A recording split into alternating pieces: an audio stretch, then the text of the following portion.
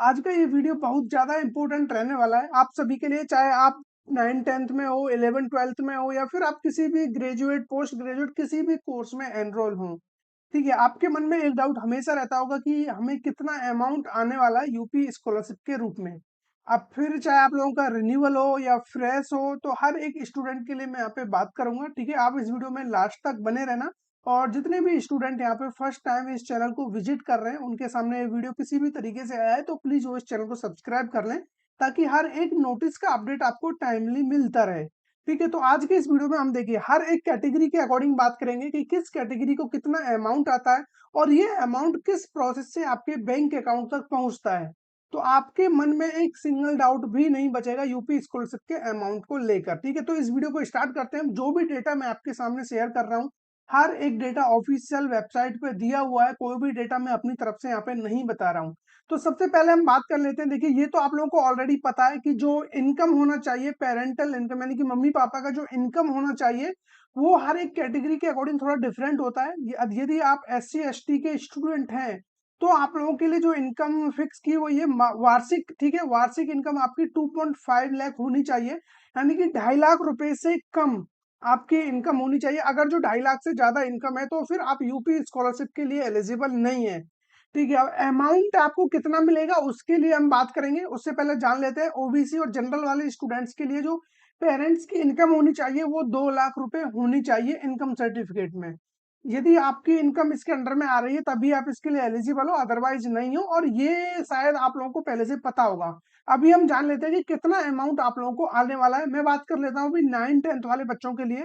ठीक है, तो देखिए 9th एंड 10th के जो बच्चे हैं उनके लिए जो स्कॉलरशिप का अमाउंट आता है वो 225 रुपए प्रति माह, यानी कि पर मंथ 225 रुपए आता है आप लोगों का। और वो ओवरऑल उसको हम कैलकुलेट करें 10 मंथ्स के लिए आता है, 2 महीने की तो छुट्टियां होती है, तो उसमें स्कॉलरशिप का अमाउंट आपका नहीं आता है। तो ओवरऑल कहने का मतलब ये कि आप लोगों की जो कुल वार्षिक आय बनती है, ठीक है, 225, और ये आपका यानी कि 10 महीने तक आएगा, तो आप इसको कैलकुलेट कर दोगे तो 2250 रुपए तो ये हो जाता है। देन उसके अलावा आपका 750 रुपए और आता है जो कि अनुदान के रूप में आता है। देन ओवरऑल आप लोगों के लिए 3000 रुपीज यहाँ पे स्कॉलरशिप देखने को मिलता है।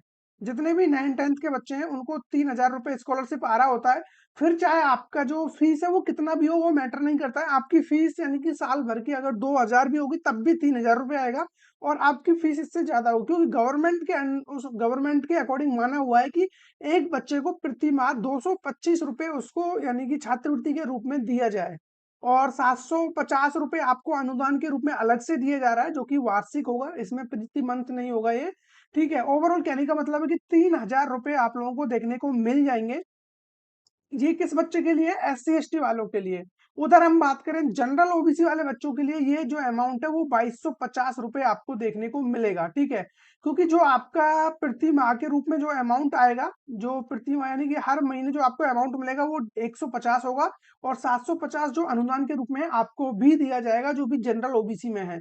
ओवरऑल 2250 रुपए देखने को मिल जाएगा जितने भी 9th एंड 10th वाले बच्चे हैं। तो ये चीज आप लोग याद रखना। ठीक है, इसके अलावा हम बात कर लेते हैं, थोड़ा और ऊपर जाते हैं, दसमोत्तर के लिए चलते हैं।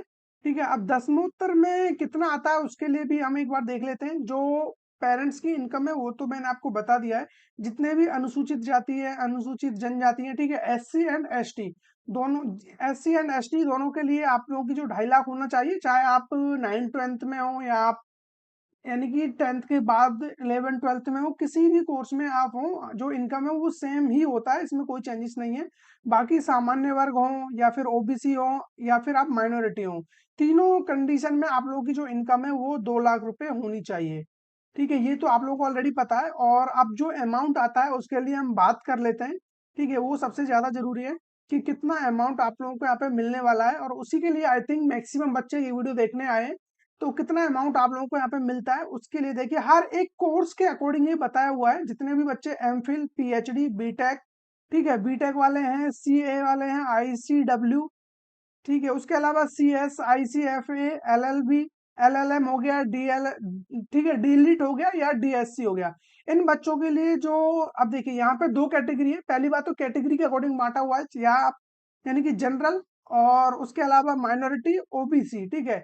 यदि इन कैटेगरी में आप लोग आ रहे हो, और उसको भी दो तरीके से कैटेगराइज किया है, दिवा छात्र, आवासीय। दिवा छात्र आपके डे स्कॉलर होते हैं, आवासीय जो होस्टलर होते हैं, ठीक है, जो हॉस्टल में रह रहे हैं, कॉलेज में ही जो हॉस्टल है उसी में वो फीस वगैरह दे रहे हैं, तो उनको आवासीय बोलते हैं। दिवा छात्र वो होते हैं जो अपने घर से आना जाना करते हैं, तो दोनों के लिए जो अमाउंट है वो थोड़ा अलग है। अब हम बात कर रहे हैं अभी सामान्य यानी कि जनरल, ओबीसी और माइनॉरिटी के लिए, ठीक है, एससी एसटी के लिए अभी बात करेंगे। तो इनके लिए जो अमाउंट आता है वो आप यहाँ पे देख सकते हो। अमाउंट आपका आता है यानी कि मासिक के अकॉर्डिंग प्रति माह, यानी कि 550 रुपए आपको देखने को मिलेगा। अब इसको आप कैलकुलेट कर लीजिए, 10 मंथ्स के अकॉर्डिंग आता है, तो ये हो जाएगा आपका 5,500 रुपए, ठीक है। तो 5500 रुपए आपका देखने को मिल जाएगा। यदि आप होस्टलर हो तो यही अमाउंट आपको 12,000 देखने को मिल जाएगा, ठीक है। अब बात कर लेते हैं हम एस सी एस टी वाले बच्चों के लिए। तो एस सी एस टी वाले बच्चे जितने भी होस्टलर हैं, ठीक है, जो हॉस्टल में रहते हैं, उनके लिए ये अमाउंट होता है 13,500, एंड डे स्कॉलर जो होते हैं उनके लिए ये अमाउंट होता है 7,000। अब आपको लग रहा है कि यार क्या बीटेक वाले बच्चे को मात्र 7,000 रुपए स्कॉलरशिप आता है? ये बिल्कुल सही है, आप लोगों का जो स्कॉलरशिप आता है वो 7,000 रुपए ही आता है। अब जो अमाउंट आपको ज्यादा देखने को मिलता है कि आपका 57,000 आ रहा है या 67,000 आ रहा है, तो जो बाकी अमाउंट है, ठीक है, ओवरऑल यदि मैं बात करूं बीटेक की, आप लोगों की यदि फीस 50,000 से ज्यादा, 1 लाख के अराउंड आपका फीस जाता है पर ईयर, तो जो स्कॉलरशिप आपको कहीं ना कहीं देखने को मिलता होगा 50,000 से लेकर के लगभग 65,000 तक देखने को मिलता होगा। अब ये किस तरीके से आता है एग्जैक्ट, अब मैं आपको बता देता हूँ। देखिए, इसका ओवरऑल कहानी है, जो स्कॉलरशिप का अमाउंट आता है, ठीक है, ये दो तरीके से आता है। जो स्कॉलरशिप का अमाउंट है ये आपको दो तरीके से आता है, और दो तरीके से कैसे आता है, एक तो आपका स्कॉलरशिप का अमाउंट हो गया जो कि 5,500 रुपए, मैंने अभी आपको बताया किस कैटेगरी के लिए, या तो जनरल में आप, ठीक है, माइनॉरिटी में है, या फिर ओबीसी में है, इन बच्चों के लिए। इसके अलावा जो अमाउंट आता है, मैक्सिमम अमाउंट होता है, वो होता है फी रीइंबर्समेंट, ठीक है। तो बाकी जो अमाउंट होता है फी रीइंबर्समेंट वाला होता है, ये जो अमाउंट होता है ये आपका लगभग 50,000 से ज्यादा ही होता है। तो ये है जो मेन अमाउंट आता है आप लोगों के लिए। तो इन दोनों को कैलकुलेट करके तब वो अमाउंट जाता है, यानी कि जो स्कॉलरशिप के रूप में अमाउंट आता है वो तो बहुत कम होता है। वो आपका 5,000, 6,000, 7,000 बस इतना ही होता है। इसके अलावा जो मैक्सिमम अमाउंट होता है, जो आपने कॉलेज में फी पे किया हुआ है उसका फी रीइंबर्समेंट आता है, वो है आपका मेन जो भी अमाउंट है। तो इन दोनों को मिला के आपका अमाउंट आ रहा होता है। और जो ओवरऑल हम बात कर लें स्कॉलरशिप की, तो वो तो वही अमाउंट है जो मैंने आपको जस्ट अभी दिखाया है, ठीक है। अब हम बात कर लेते हैं इसके अलावा कुछ और कोर्सेज हैं, जैसे कि आपका ये हो गया आपका एमए, ठीक है, एमएससी हो गया, एमकॉम, एमएड, एम फार्मा। इनके लिए जो अमाउंट होता है वो आपका 5,300 रुपये होता है, ये प्रति माह के अकॉर्डिंग है, तो इसमें आप 10 से मल्टीप्लाई कर सकते हो, 8,200, ठीक है। उसके अलावा आपका 9,500, ये एस सी एस टी वाले बच्चों के लिए 9,500, ठीक है। और ये जो यानी कि आवासीय हॉस्टलर है और डे स्कॉलर के लिए ये अमाउंट 6,500 आता है, ठीक है। इसके अलावा बीए, बीएससी, बीकॉम, इन बच्चों के लिए आपका जो अमाउंट है वो 3,000 रुपये स्कॉलरशिप के रूप में आता है। और यदि आप लोग डे स्कॉलर हो तो 5,700 रुपये। अब इसमें आप लोग फी रिइंबर्समेंट और ऐड कर देना तो ये अमाउंट थोड़ा ज्यादा हो जाएगा। बीएससी में लगभग आप मान के चलिए 30-35 हजार रुपए तक स्कॉलरशिप आ जाता है ओवरऑल, यदि हम सबको कैलकुलेट करते हैं तो, ठीक है, इतना अमाउंट आ जाता है। और यदि आप S C S T category में आ रहे हो तो 6,000 रुपये आपका स्कॉलरशिप का हो जाता है। देन फी रिइंबर्समेंट का इसमें अप्रोक्सीमेट आपका 40,000 रुपये आ रहा होता है, तो ओवरऑल 40 से 50 हजार रुपये तक एस सी एस टी वाले बच्चों को देखने को मिल जाता है बीएससी में। इधर हम बात करें यदि आप डे स्कॉलर हो तो 3,000 रुपये तो आपको देखने को मिल जाएगा स्कॉलरशिप के रूप में, और बाकी जो 40,000 के समथिंग है वो आपको देखने को मिल जाएगा फी रिइंबर्समेंट में। अब बात कर लेते हैं जो डिप्लोमा वगैरह करते हैं, आईटीआई हो गया या 3 वर्षीय कोई भी डिप्लोमा है, पॉलिटेक्निक्स है, तो उसमें आपका लगभग 2,300 रुपये तो आता है, ठीक है, 2,300 रुपये तो आता है जनरल, ओबीसी, माइनॉरिटी के लिए। और यदि आप डे या होस्टलर हो तो फिर आपका 3,800 के समथिंग आ जाता है। देन आप बात करें एस सी वाले बच्चों के लिए 4,000 रुपये आता है आपका ये आवासीय यानी कि होस्टलर वालों का। डे स्कॉलर वालों का 2,500 रुपये आ रहा होता है। अब इसमें आप फी रिइंबर्समेंट मिला लोगे तो लगभग डिप्लोमा वालों का अमाउंट जो कहीं ना कहीं 22,000, 22,500, 23,000, 24, 25,000 तक के अराउंड में आ रहा होता है, ठीक है। ओवरऑल ये अमाउंट है जो आपको स्कॉलरशिप के रूप में प्रोवाइड किया जाएगा। अब हम बात कर लेते हैं कि एग्जैक्ट जो पूरा ओवरऑल यानी कि अमाउंट डिस्ट्रीब्यूट किया जाता है वो कितना है पर ईयर का, उसके लिए मैं आपको बता देता हूँ, ठीक है। सपोज करिए मैं एक ईयर का ओपन कर लेता हूँ आपके सामने। अभी 2024, 23-24 का तो डेटा नहीं आया है, लेकिन आपके सामने में एक डेटा यहाँ पे रखने वाला हूँ, 2022-23 का ये डेटा है, आप देख सकते हो। यहाँ पे पूरा कैटेगरी वाइज हर एक डेटा आपके सामने दिया हुआ है। ओबीसी वाले बच्चे कितने हैं, ठीक है, हर एक डेटा आपके सामने इस तरीके से। ओबीसी के टोटल बच्चे यहाँ पे आप देख सकते हो 15,96,455 स्टूडेंट थे 2022-23 में। एसटी वाले बच्चों, एससी वाले बच्चे थे 9,42,000।